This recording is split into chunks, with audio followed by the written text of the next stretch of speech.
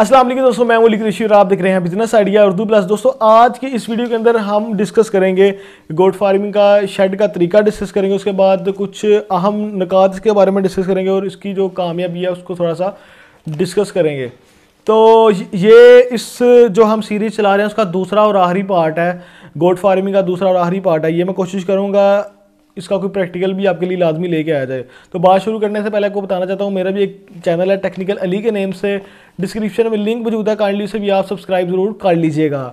तो बात करते हैं सबसे पहले शेड के तरीके की। तो सबसे पहले तो आपको जगह चाहिए, कोई मुनासिब जगह हो, थोड़ी सी ज़मीन से ऊंची हो या फिर आप भर्ती करवा लें वहाँ पे, और जगह जो है वो थोड़ी ऊंची होनी चाहिए, 2-3 फुट सतह ज़मीन से ऊंची हो।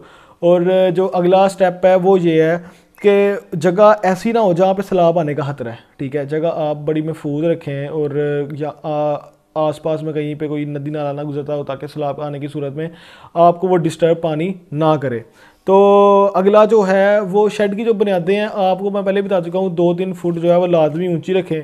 अब बात कर लेते हैं कि शेड की थोड़ी सी चौड़ाई की। तो उसकी जो लोकेशन है वो शमालन जनूबन रखनी चाहिए, मतलब कि नॉर्थ एंड साउथ को उसकी जो चौड़ाई है वो होनी चाहिए। ठीक हो गया। और अब बात करते हैं शेड की छत की। तो यहाँ पे आपको ऊंचाई जो शेड की छत की है ना वो 7 से 9 फुट होनी चाहिए।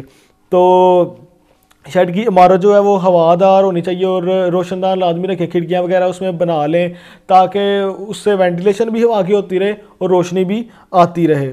और एक ये बड़ी खास चीज़ है यहाँ पे कि ज़ाहिर है आपने शेड तो बनाना है, उसके बाद बाहर आपका सेन भी तो होता है ना, उस सेन में दरख्त लाजमी लगाएं।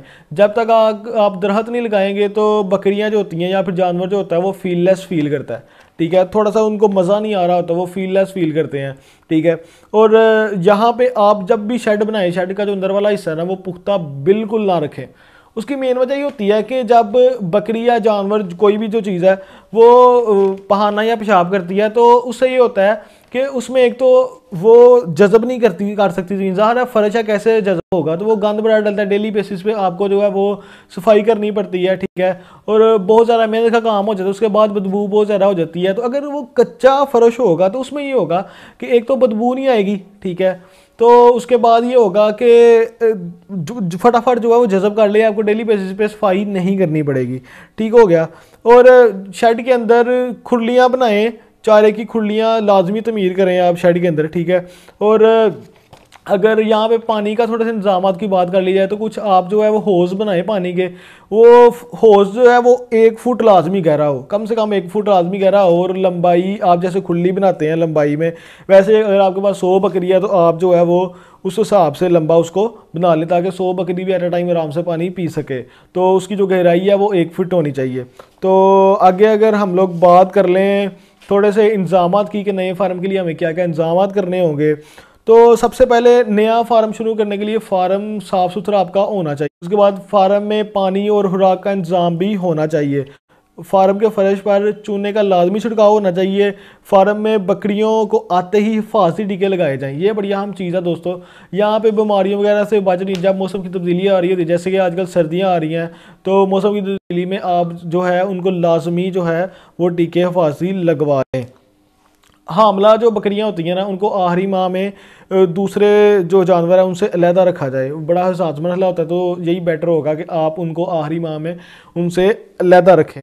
तमाम जानवरों को 10 दिन के बाद कर्मों की दवाई भी लगा देनी चाहिए और जानवरों की मेंगनों किसी लेबॉर्ट्री वगैरह में लाजमी टेस्ट करवाएं और इसकी हिदायत के मुताबिक फिर ही जो है उनको दवाई वगैरह भी पिलाएँ। ठीक है, तो यहाँ पे हम बात करेंगे अब कुछ अहम नुकात की, कामयाब फार्मिंग के अहम नुकात क्या है।